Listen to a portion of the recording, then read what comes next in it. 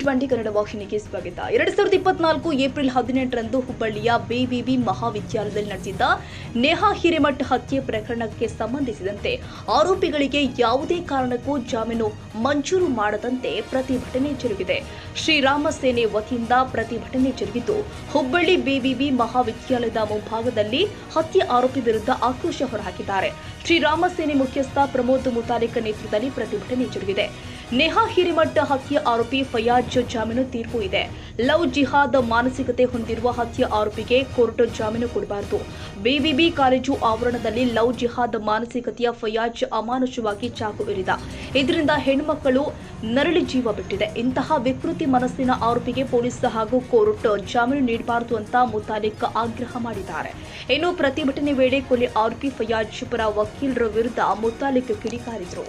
ಚರ್ಚೆ ಆದಂತ ಹುಬ್ಬಳ್ಳಿಯ ನೇಹಾ ಲವ್ ಜಿಹಾದ್ ಘಟನೆ ಇವತ್ತು ಕೊಲೆಗಡಕ ಜಿಹಾದಿ ಫಯಾಜನಿಗೆ ಜಜ್ಮೆಂಟ್ ಇದೆ. ಬೇಲಿನ ಸಂಬಂಧಪಟ್ಟಾಗೆ ಇವತ್ತು ಆರ್ಡರ್ ಇದೆ. ಹಾಗಾಗಿ ಸಮಾಜವನ್ನ ಮತ್ತು ಎಲ್ಲರನ್ನೂ ಜಾಗೃತಿ ಮೂಡಿಸೋಗೋಸ್ಕರ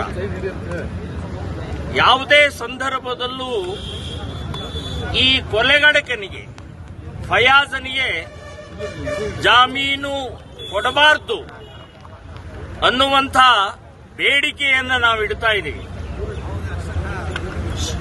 ಎಲ್ಲ ಸರ್ಕಾರವೂ ಕೂಡ ಕಾನೂನನ್ನು ಪಾಲಿಸದೆ 3 ತಿಂಗಳ ಬಗೆಹರಿಸ್ತೀವಿ ಅಂತ ಹೇಳದಂತ ಮಾನ್ಯ ಮುಖ್ಯಮಂತ್ರಿಗಳು ಮರೆತು ಬಿಟ್ಟಿದ್ದಾರೆ. ಯಾಕೆ ಅಂದ್ರೆ ಮುಸ್ಲಿಂ. ಹಾಗಾಗಿ ನೆನಪು ಮಾಡೋಗೋಸ್ಕರ ಇಂಥವನಿಗೆ ಏನಾದರೂ ಅಕಸ್ಮಾತ್ ಇಬ್ಬರು ಮುಸ್ಲಿಂ ಲಾಯರ್ ಮೂಲಕ ಫಯಾಜನಿಗೆ ಜಾಮೀನು ಸಿಗಬೇಕು ಅಂತ ಹೇಳಿ ಪ್ರಯತ್ನ ಮಾಡ್ತಾ ಇದ್ದಾರೆ. ಆ ಇಬ್ಬರು ಲಾಯರ್ ಕೂಡ ಕೊಲೆಗಡಕನಿಗೆ ಸಪೋರ್ಟ್ ಮಾಡ್ತಾ ಇದ್ದಾರೆ.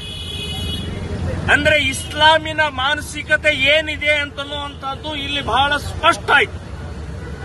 ಎಂಥ ಕೊಲೆಗಡಕನಿಗೂ ಕೂಡ ಇವತ್ತು ಮುಸ್ಲಿಮರು ಇಸ್ಲಾಮಿಕ ಜಿಹಾದಿಗಳು ಹೇಗೆ ಬೆಂಬಲಿಸ್ತಾವೆ ಅಂತನ್ನೋದು ಇದೇ ಸಾಕ್ಷಿ. ಸೊ ಹಾಗಾಗಿ ನ್ಯಾಯಾಲಯ ಮತ್ತು ಪೊಲೀಸ್ ಡಿಪಾರ್ಟ್ಮೆಂಟ್ಗೆ ವಿನಂತಿಯನ್ನು ಮಾಡ್ತಾ ಇದ್ದೀವಿ, ಜಾಮೀನು ಕೊಡಬಾರದು. ಇವತ್ತು ಆರ್ಡರ್ ಇದೆ. ಅಕಸ್ಮಾತ್ ಜಾಮೀನು ಏನಾದರೂ ಸಿಕ್ಕಿದ್ರೆ ಅವನು ಜೈಲಿನಿಂದ ಹೊರಗೆ ಬಂದ ಮೇಲೆ ನಾವು ಕಲ್ಲಿನಿಂದ ಎಸೆಯೋರು, ಅವನು ಕೊಂದು ಹಾಕೋರು ಅಂತ ನಾನು ಹೇಳ್ತೀನಿ. ಇದನ್ನು ಬಿಡಲ್ಲ ನಾವು. ಇಷ್ಟು ಹಾಡು ಹಗಲೇ ಕೊಂದಂತ ವ್ಯಕ್ತಿಯನ್ನ ಜಾಮೀನು ಬಿಡ್ತಾರೆ, ಅವನು ಗಲ್ಲಿ ಶಿಕ್ಷೆ ಆಗಬೇಕು. ಅಲ್ಲಿ ತನಕ ಯಾವುದೇ ಜಾಮೀನು ಸಿಗಬಾರದು ಅಂತನ್ನುವಂತ ಸ್ಪಷ್ಟವಾಗಿ ಹೇಳ್ತಾ ಇದ್ದೀನಿ. ಆ ಇಬ್ಬರು ಮುಸ್ಲಿಂ ಲಾಯರ್ ಕೂಡ ಅವರ ಕೇಸನ್ನು ವಾಪಸ್ ತಗೊಳ್ಬೇಕು. ಅವರಿಗೆ ನಾಚಿಕೆ ಮಾನ ಮರ್ಯಾದೆ. ಆ ಇಬ್ಬರು ವಕೀಲರ ಮನೆಯಲ್ಲಿ ಹೆಣ್ಮಕ್ಳಿಲ್ವಾ? ಆ ಹೆಣ್ಮಕ್ಳಿಗೆ ರೇಪ್ ಆಗಿ ಈ ರೀತಿ ಮರ್ಡರ್ ಆಗಿದ್ರೆ ಏನ್ ಮಾಡ್ತಿದ್ರು ನೀವು? ಸೊ ಈ ಪ್ರಶ್ನೆಯನ್ನು ಕೇಳ್ತಾ ಇವತ್ತಿನ ದಿನ ಬಿಬಿಬಿ ಕಾಲೇಜ್ ಅಂದ್ರೆ ಯಾವ ಕಾಲೇಜಿನಲ್ಲಿ ನೇಹಾ ಹಿರೇಮಠ್ ಕೊಲೆ ಆಗಿತ್ತು ಅದೇ ಕಾಲೇಜಿನಿಂದ ತಹಸೀಲ್ದಾರ್ ಆಫೀಸ್ವರೆಗೆ ಹೋಗಿ ನಮ್ಮ ಆಕ್ರೋಶವನ್ನು, ನಮ್ಮ ಕಳಕಳಿಯನ್ನ, ನಮ್ಮ ವಿನಂತಿಯನ್ನ ನಾವು ವ್ಯಕ್ತಪಡಿಸ್ತಾ ಇದ್ದೀವಿ ಅಂತ